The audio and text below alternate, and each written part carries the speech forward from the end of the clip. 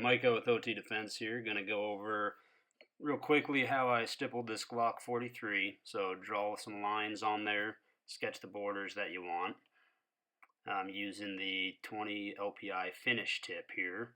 So it's kind of a rectangle tip with a point on one end. Enables you to get into little areas and do the straight lines really easily.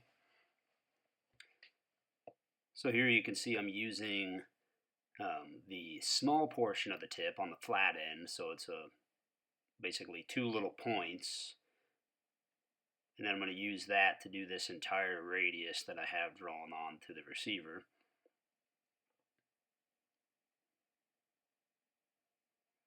You'll notice I'm holding it at an angle, angling the tip towards my left hand that's holding the receiver. Not worried about the depth of the right side of your screen here, because I'm going to come back over that with another tip. So this is just to get those clear margins on the outsides.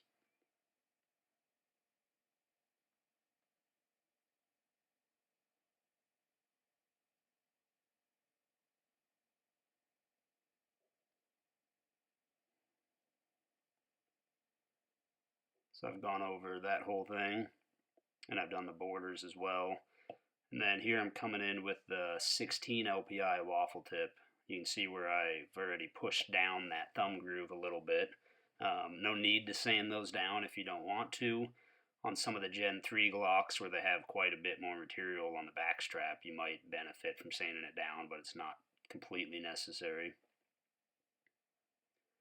And just taking this 16 LPI waffle tip, getting as close as I reasonably can to what I've gone over with the finish tip, making those straight lines. And then we're going to skip. I finished the whole gun here. And then we get to the point where we've got circles that everybody doesn't want on their gun, that everybody thinks that they're going to have with the waffle tip, which is not the case. So I've done the entire gun, got everything finished the way I want it, and then I'm just going to come back over it lightly with the same tip and touch up the areas that have those visible circles and try to eliminate as many of them as possible.